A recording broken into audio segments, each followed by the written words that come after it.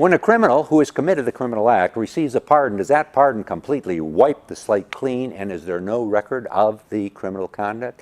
Takes us to this week's case. Involves a situation that you may have heard about involving Joe Arpaio. Now, Joe was a sheriff down in Arizona, and when he was a sheriff, he was rounding up various people who he thought were illegal immigrants, and he would stop them and ask for identification. Well, an action was brought to prevent him from doing that, saying that was a violation of the due process of those who were being stopped and interrogated without any probable cause. And it was found that he was, in fact, in violation of the due process of these individuals who were being stopped. And the judge who heard the case, a federal judge, found him in criminal contempt of the court when he continued to do it, even after he'd been found that that was basically a violation of the constitutional rights of those who were thought to be illegal immigrants. Okay, so the case went forward, and as you're probably aware, on August 25, Donald Trump, now the new president, pardoned Joe and said, it's over and done with, I'm giving you a pardon, and accordingly, you don't have to worry about a sentence. He was waiting for his sentencing at the time the pardon came forward.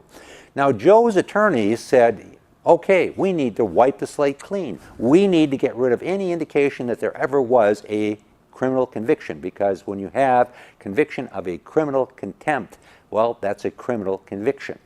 And they said, we have to have this wiped clean because now he's gotten this pardon, so everything's over and done with, and that's the end of the story.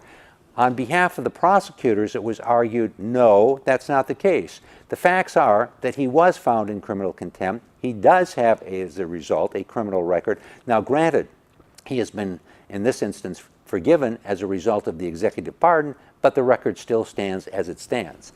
Well, this was heard by the federal judge, and the federal judge came away, and the federal judge agreed with the prosecutor. And they said, basically, the federal judge basically said that when you have a pardon, that's a prerogative of the executive branch, and it has to do with forgiveness. But the record still stands, and the record stands with regard to this conviction for criminal contempt. Now, the attorneys on behalf of Joe said, you know, this really isn't the way that should happen. And unfortunately now, if he ever gets involved in any other criminal activity, this prior conviction can be used and can be considered when he is being sentenced, if in fact he's ever found guilty again of any criminal acts. And that's why we wanted to wipe the slate clean. But at the end of the day, the court would not do that, would not do that. And at the end of the day, what pardons are about basically is about forgiveness.